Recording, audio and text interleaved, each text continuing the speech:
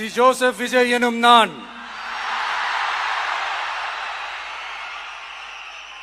தமிழ்நாட்டு அரசின் முதலமைச்சர் என்ற முறையில்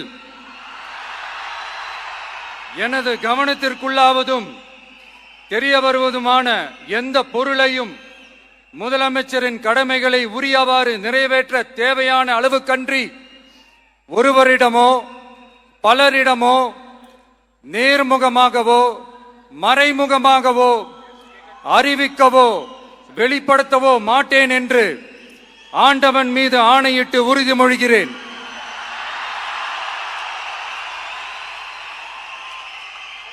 నమస్కారం అండి, దిస్ ఇస్ #యూ. తమిళనాడులో విజయ్ ప్రమాణ స్వీకారం అయిపోయింది. కానీ దీని వెనకమాల సహకరించింది ఎవరు? దీనికి క్లియర్ ఆన్సర్ తెలుస్తుంది. స్టాలిన్. డిఎంకే అధినేత స్టాలిన్ ఆల్రెడీ కాంగ్రెస్ నుంచి బయటకు వచ్చారు.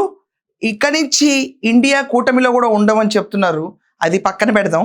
ఫర్ నౌ విశ్లేషణ తీసుకుంటే కనుక VCK party, IUML, CPI, CPM వీళ్ళందరూ దోహదపడడంతోనే ఈరోజు సి జోసెఫ్ విజయ్ ప్రమాణ స్వీకారం ఈజీగా జరిగిపోయింది. లేకపోతే రేపటి నుంచి రాష్ట్రపతి పాలన వచ్చేసేది తమిళనాడులో. ఎవరు మెజారిటీ ప్రూవ్ చేసుకోకపోయిన తనలో హంగ్ ఉన్న సిచ్యువేషన్లో ఇలా జరిగి ఉండేది. ఇలా జరిగినప్పుడు ఖచ్చితంగా 3 పార్టీలు అయితే ఉండుండేవి. దానికి డిఎంకే, ఏడిఎంకే, టీవీకే పార్టీ. ఈ 3 పార్టీల్లో గట్టిగా డీలిమిటేషన్ని ఎదుర్కొన్న సౌత్ నుంచి ఒక మగాడు ఎవరండి అంటే స్టాలిన్ అని చెప్పాలి. గట్టి స్వరం వినిపిస్తాడు డీలిమిటేషన్కి. అలాగే హిందీని మనపైన రుద్దుతున్న దాన్ని కూడా గట్టిగా ఎదిరించిన ఏకైక నాయకుడు Stalin. Stalin is damn against person for BJP. NDA కూటమి ఎక్కడ ఉండటానికి ఆయన ఇష్టపడరు. ఇది ఫ్యాక్ట్. ఇక్కడ దాకా చాప్టర్ క్లియర్గానే ఉంది. తర్వాత నేపథ్యంలో చూసుకుంటే అన్నా డిఎంకే పళనిస్వామి నేతృత్వంలో వాళ్ళు ఒక దశాబ్దం అయింది పవర్ చూసి. దాంట్లో చాలా రెపరెపలాడుతున్నారు పవర్ కోసం వాళ్ళందరూ. ఇది అందరికీ అర్థమైంది.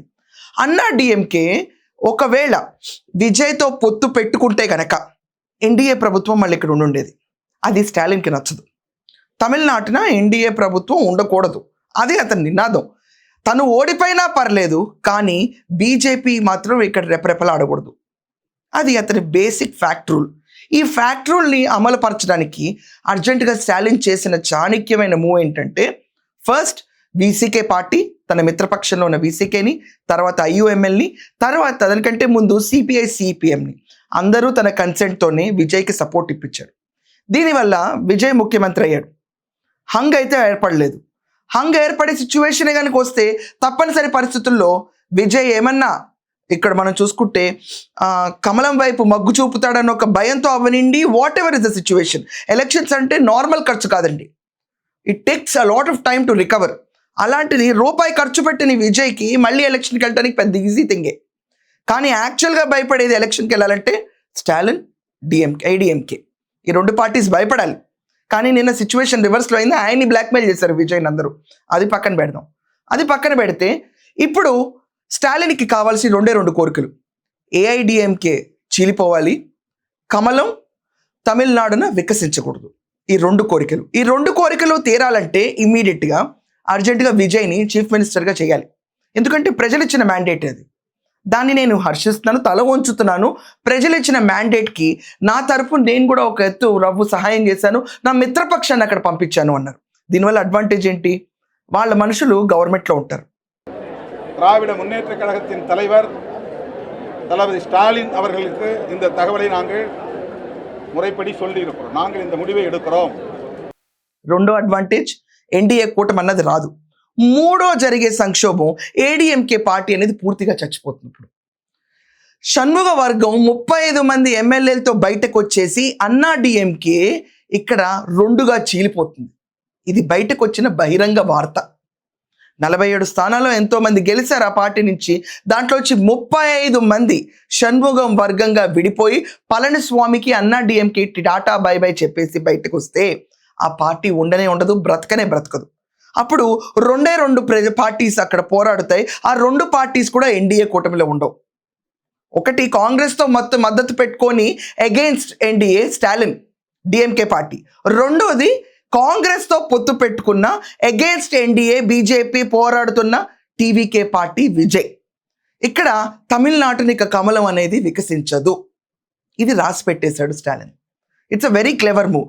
ఒక్క షాట్తో తన మిత్రపక్షాన్ని ఈరోజు విజయ్ వైపు పంపించి ఎట్ ద సేమ్ టైం అన్నా డిఎంకేని కూడా రెండుగా చీల్చేసి వాళ్ళ పవర్ లేనితనాన్ని, క్రైసిస్ని ఎన్కాష్ చేస్తూ వాళ్ళందరూ వచ్చి విజయ్కి మద్దతు ఇచ్చి ఇతన్ని బలపరిస్తే నెక్స్ట్ టైం విజయ్ కనుక తను చేసిన ప్రామిస్ అన్ని ఫెయిల్ అయ్యి ఫ్లాట్ ఫాల్గా సిచ్యువేషన్ కనుక వస్తే అప్పుడు ఎరేజ్ అయ్యేది ఓన్లీ డిఎంకే పార్టీ. పళనిస్వామి అన్నా డిఎంకే అన్న గోలే లేదు. ఇంకా ద్రవిడ 2 పార్టీలు ఉండవు, ఒకే ఒక పార్టీ, అది కూడా స్ట్రాంగెస్ట్ పార్టీగా ఎమర్జ్ అవుతుంది. అప్పుడు అన్నా డిఎంకే ద్రవిడ ఓట్ బ్యాంక్ అంతా కూడా డిఎంకేకి మద్దతుగా వెళ్ళిపోతుంది. ఎందుకంటే ఇక్కడ షణ్ముగ వర్గం ఆల్రెడీ టీవీకేకి వచ్చేయడానికి రెడీగా ఉంటారు. అది రేపో ఎల్లుండో జరిగిపోయే విషయమే, ఎవరు ఆపలేరు. ఇంకా విజయ్కి ఎక్కడ లేని మెజారిటీ వచ్చేసింది. ఒకవేళ షణ్ముగం కూడా యాడ్ అయిపోయారే అనుకోండి, 157 స్థానాల్లో విజయ్ ఉంటాడు. 2 పార్టీలు వచ్చే ఎన్నికలకి పోరాడతాయి, టీవీకే డిఎంకే. ఇక్కడ క్లియర్గా మీరు అబ్జర్వ్ చేస్తే ఒక్క బాణానికి తమిళనాడు చరిత్రని మార్చింది స్టాలిన్. చాలా క్లెవర్ మూవ్ వేశాడు. అట్ ద సేమ్ టైం ఇది ఒక మ్యాగ్నానిమస్ మూవ్ కూడా. ప్రజలు ఇచ్చిన మ్యాండేట్కి హెల్ప్ చేసి ఒక ప్రభుత్వాన్ని ఫామ్ చేయడానికి కూడా అతను ఆస్కారం ఇచ్చాడు. As a politician fantastic move, as a human fantastic move, as a future person 5 ఏళ్ల తర్వాత ఏంటి రాజకీయం అని ఆలోచించింది అపర చాణక్యుల్లాగా ఆలోచించాడు స్టాలిన్. ఇలాంటి తరుణంలో తమిళనాడులో ఇంకా ఏ పార్టీ రావాలన్నా ఆలోచించాల్సిన పరిస్థితి. ఎవరు వచ్చినా ఇప్పుడు కాంగ్రెస్తో మద్దతు పెట్టుకోలేరు. మళ్ళీ ఇంకో పార్టీ పుట్టుకునే వచ్చిందనుకోండి, సింగిల్గా పోటీ చేయాలంటే కష్టం ఇంత స్టాల్ వాట్స్ ముందు. అది విజయ్కి సహకరించిన సిచ్యువేషన్ అందరికీ రాదు. ఆ వ్యాక్యూమ్ని పూరించేశాడు విజయ్. ఇప్పుడు థర్డ్ పార్టీ ఎవరైనా ఎమర్జ్ అవ్వాలనుకోండి, మళ్ళీ ఎన్డీఏతో రావాలి. అది చాలా వీక్ మూమెంట్ అవుతుంది. ఎందుకంటే బీజేపీ కేవలం తమిళనాడు గెలిచింది కేవలం ఒకే ఒక్క సీటు. ఆ ఒక్క సీటుతో మోడీ షా ఎంత ట్రై చేసినా కూడా ఇంకా అమలు కాదు. ఎన్డీఏ కూటమి అనేది తమిళనాడున ఎక్కడ రాదు, కమలం వికసించదు. ఇది 5 ఏళ్లకి వేసిన ప్రణాళిక కానే కాదు, రాబోయే దశాబ్దాలకి ఉంటే తాను లేకపోతే తన కొడుకు ఉదయనిధి స్టాలిన్ వర్సెస్ టీవీకేగా ఇక్కడి నుంచి యుద్ధం జరుగుతుంది తప్ప ఎక్కడెక్కడా కూడా ఇంకొక ద్రవిడియన్ పార్టీ, ఇంకొకసారి ఎన్డీఏ కూటమి అనేది తమిళనాడు సరిహద్దులు కూడా టచ్ చేయలేని సిచ్యువేషన్ స్టాలిన్ తీసుకొచ్చాడు. యాక్చువల్గా విజయ్ కాదు. చాలా క్లియర్గా మార్కేస్తాడు లక్ష్మణ్ రేఖలాగా. దాన్ని దాటి కాషాయం అడుగు పెట్టడం, కమలం అడుగు పెట్టడం ఇంపాసిబుల్. మత రాజకీయాలకు తమిళనాడు హబ్గా మారకుండా కాపాడాడు యాక్చువల్లీ స్టాలిన్. ఈరోజు ఆయన తీసుకున్న మూవ్ భావితరాలకు అర్థమవుతుంది పొలిటికల్లీ ఎంత విజ్ఞత కలిగిన వ్యక్తి ఇలాంటి స్ట్రాంగ్ మూవ్ వేశాడని. ఒకవేళ విజయ్ గవర్నమెంటే ఫాల్ ఫ్లాట్ సిచ్యువేషన్లో ఉంటే 6 నెలలు గడువిస్తా అన్న స్టాలిన్ ఆలోపు అన్నా డిఎంకే చీలిపోతుంది. ఒకవేళ చీలలేదే అనుకోండి, ఖచ్చితంగా అప్పుడు లాగేసే పరిస్థితి ఉంటుంది. ఆయనకున్న సపోర్టర్స్ అందరూ ఆయన మిత్రపక్షమే, మేము ఎక్కడా కూడా డిఎంకే నుంచి విడిపోలేదని వీసీకే కూడా స్టేట్మెంట్ చేసింది. ఇలాంటి తరుణంలో స్టాలిన్ వేసిన అపర చాణక్యమైన మూవ్కి ప్రజలందరూ స్పెల్ బౌండ్ అయ్యారు. ఇది కదా అసలు రాజకీయం అని. ఇప్పుడిప్పుడే రాజకీయంలో తొలి అడుగులు వేస్తున్న విజయ్ డెఫినెట్గా 1 సంవత్సరం 2 సంవత్సరాల్లో రాటు తేలిపోతారు. గవర్నర్ విజిట్స్కే ఆయనకు అర్థమై ఉంటుంది రాజకీయం అంటే ఏంటో. ఇప్పటికీ విజయ్ సినిమా హీరోలాగా రెడ్ కార్పెట్ వేసిన లైఫ్ ఉండదు రాజకీయంలో. ప్రచారం చేసిన వెంటనే గెలుపు చూసిన విజయ్ గ్రౌండెడ్గానే ఉంటారు, సింపుల్ పర్సన్. ఇక నుంచి టగ్ ఆఫ్ వార్ ఇవ్వాలంటే దేర్ ఇస్ ఓన్లీ 1 పార్టీ అని మిగులుతుంది, డిఎంకే. డిఎంకేలో స్టాలిన్, ఉదయనిధి స్టాలిన్ని ఎలా ఎదుర్కొంటారనేది ఫ్యూచర్ డిసైడ్ చేస్తుంది. But for now it is completely sealed pack. And ఇది చెప్పకనే ఒక ఇండియా కూటమి రన్ అవుతుంది తమిళనాడులో. సో మీ అందరి ఒపీనియన్స్ ఏంటి దీనిపైన ఖచ్చితంగా కమెంట్స్లో రాయండి. That's all for now. Thank you.